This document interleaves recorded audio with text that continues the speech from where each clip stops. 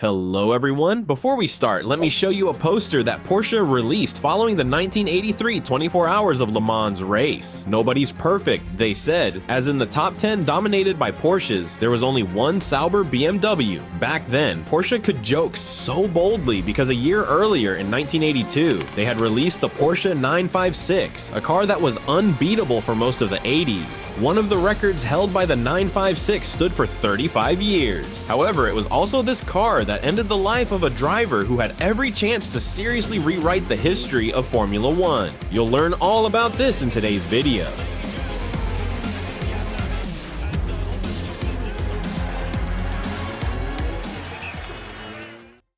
We have to thank not only Porsche, but also the International Automobile Federation, FIA, for its creation. In the early 80s, the FIA decided to update the existing classification of sports cars. Thus, instead of the old groups 1, 2, 3, 4, 5, and 6, new groups N, A, B, and C appeared. It was assumed that Group N would almost consist of production cars adapted for racing, while Group A would allow for more serious modifications. The most interesting developments, however, were in Groups B and C. They allowed for complete freedom of design and engineering, and it was thanks to them that some of the coolest cars of the 80s were born. Today, everyone knows Group B thanks to the famous rally monsters, although this category also allowed for the construction of circuit racing cars. However, few manufacturers took advantage of this opportunity. Almost all the manufacturers who intended to compete in sports car races began building prototypes according to the regulations of the top Group C, and it was the best decision of their lives. Group C cars were probably the brightest synonym for the phrase racing car. Even when they were just standing still, they looked fantastically fast and still look that way today. Although the initial idea of Group C was somewhat different, its predecessors, the Group 6 prototypes, began reaching speeds of 370 and even 380 kilometers per hour on the Mulsanne Straight at Le Mans by the end of the 70s, which even in those freewheeling times started to worry the sporting officials. Worse still, due to the extremely high cost and complexity of the cars, major manufacturers were gradually withdrawing from prototype racing, and in 1979, the 24 Hours of Le Mans was won by a crew driving a Porsche 935, a car that belonged to the lower Group 5 category. The proud prototypes needed urgent rescue.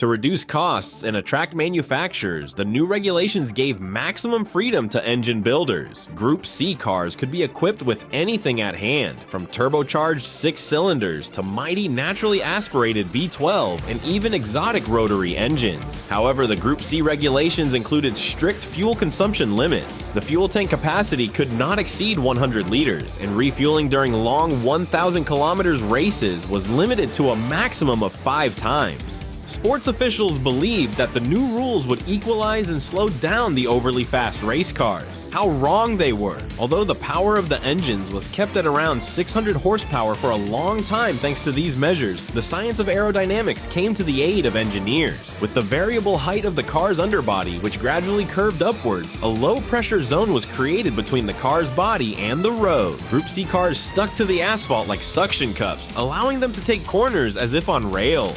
The downforce of the Porsche 956 was such that at a speed of 321 kilometers per hour, this car theoretically could drive even upside down. Of course, no one tried to check this, but in the Porsche Museum in Stuttgart, this car is deliberately suspended upside down. In any case, the ground effect produced stunning results on the racetracks. Now you see footage from a camera mounted on the Porsche 956 during the qualifying session of the 1983 Nürburgring 1,000 kilometers marathon. Formula One cars had not raced on the infamous Nordschleife for 7 years by that time, but Group C prototypes were still allowed to race there, and they were even faster than the Formula One cars of Niki Lauda and James Hunt, who battled here in '76.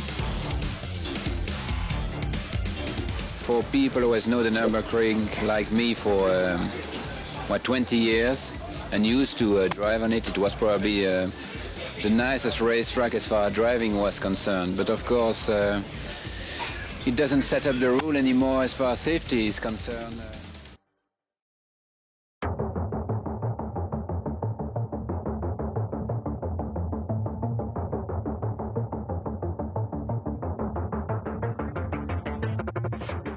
Pole position in 1983 was claimed by 26-year-old German Stefan Bellof, who completed the nearly 21 kilometers track in 6 minutes, 11 seconds, and 13 hundredths. This was a record that remained unbeaten for another 35 years. Interestingly, Bellof was a newcomer to prototype racing at the time, and was only in his 3rd weekend behind the wheel of the Porsche 956. However, the most impressive aspect was not just his pole position time. Jochen Mass, who set the 2nd fastest time, was beaten by Bellof by a whopping 5 seconds, which is a significant margin in racing terms. And the reigning Formula 1 champion, Keke Rosberg, driving a similar prototype, trailed Bellof by almost half a minute. So he has more skill than you? Well, he's got more skill than us, yes, I'm afraid so. No, he's very good. I mean, 6:11 is an outstanding time, and I really believe that Formula 1 would have to stretch itself, to better that time.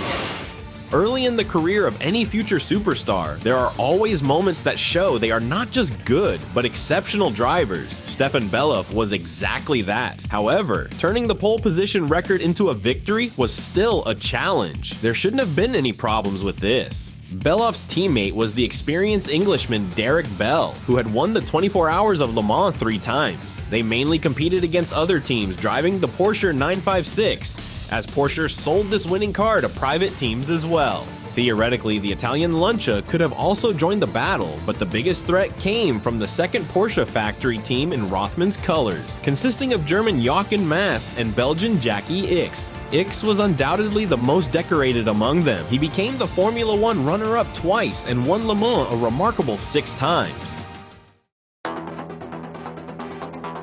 The race started on a drying track, and Stefan Bellof almost lost it right from the start. He slipped on the wet asphalt, letting Ricardo Patrese in the Lancia and Bob Volek in the Porsche take the lead. However, Stefan quickly regained the 1st position and pulled away. He was gaining 4 or 5 seconds per lap over Jochen Mass, who was in 2nd place, and soon found himself comfortably ahead in a solo run. It wasn't just an advantage, it was a domination.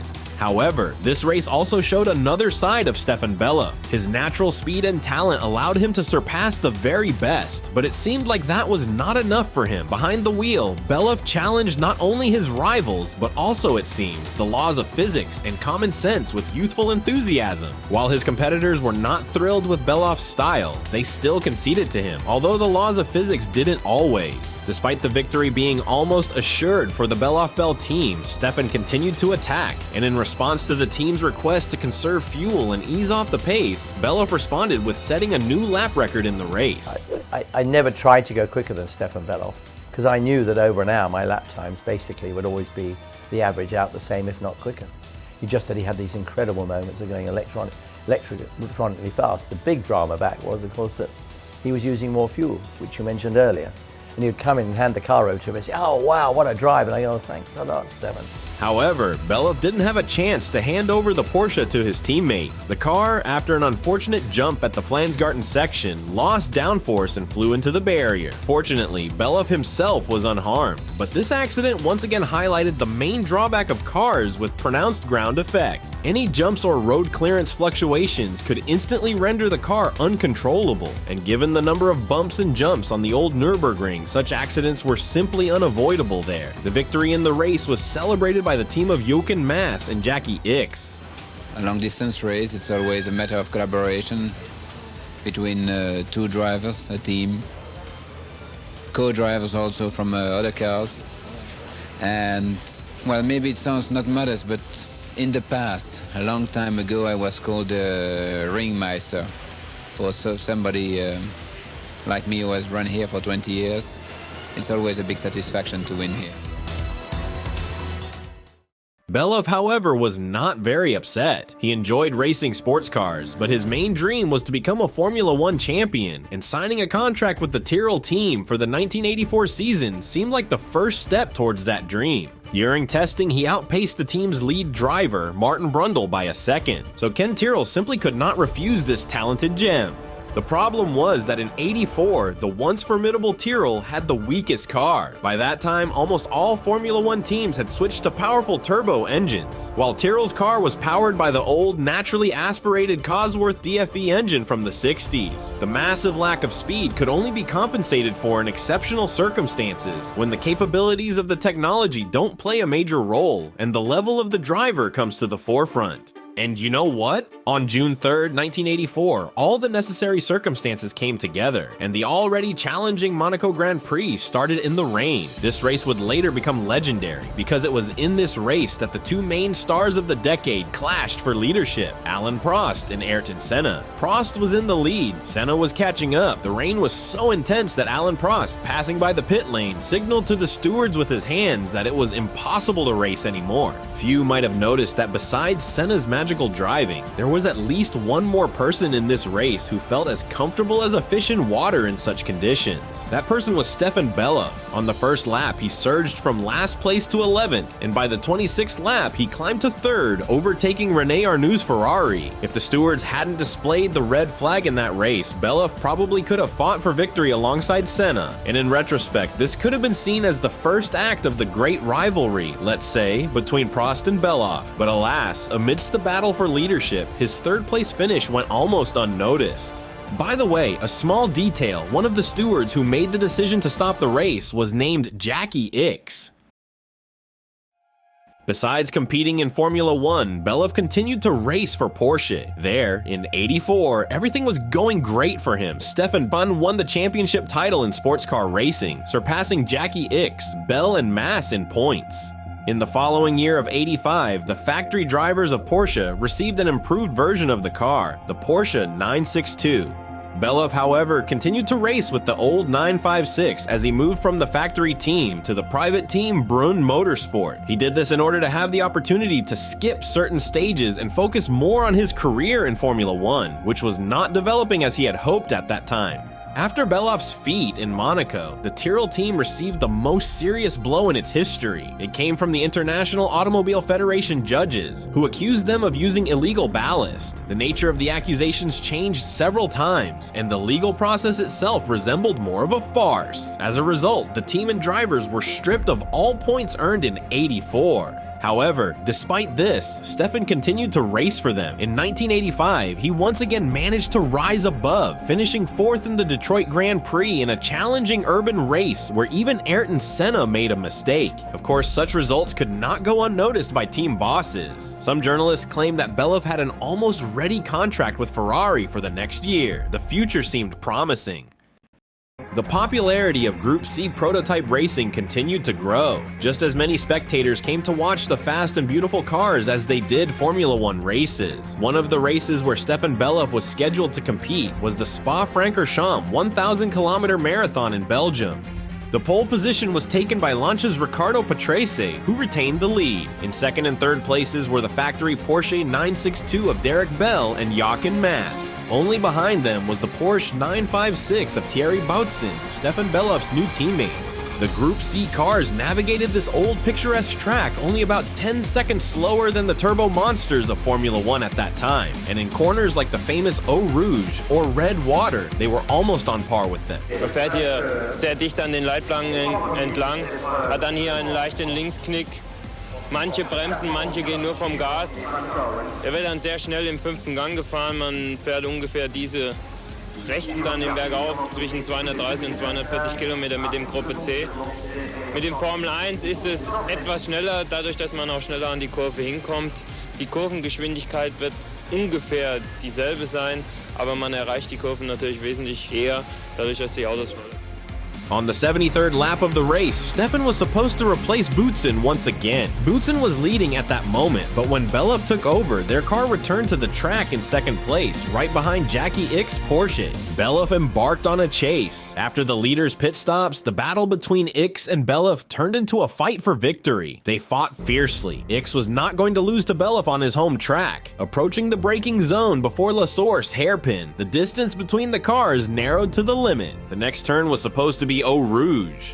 Now you can see the approach to it from the camera mounted on the leader Jackie Ickx's car. An analysis of the footage conducted later by Porsche's employees showed that as Ickx entered the turn, he chose the same trajectory as on all previous laps. The only thing he didn't account for was that Stefan Bellof would be so crazy as to try to overtake him right here. Both cars spun into the guardrail at about 220 kilometers per hour. Ickx took a glancing blow and was able to climb from his car, but Bellof's car speared head-on into the barrier at a point where it was supported by a concrete pillar. The Porsche then burst into flames. Ickx hurried to Bellof's car to help track workers pull him out. It wouldn't have mattered. After the end of the season with Porsche, Ickx hung up his helmet. By all accounts, he was deeply troubled by Bellof's death, but he has seldom spoken of the incident on the record. After the death of Stefan Bellof, the leading Formula One teams gradually began to prohibit their drivers from racing in other series. But this did not mean that Group C stopped producing bright stars for the world. In 1990, another young and fast German made his debut behind the wheel of a Sauber Mercedes prototype destined for a brilliant career in Formula One. His name was Michael Schumacher.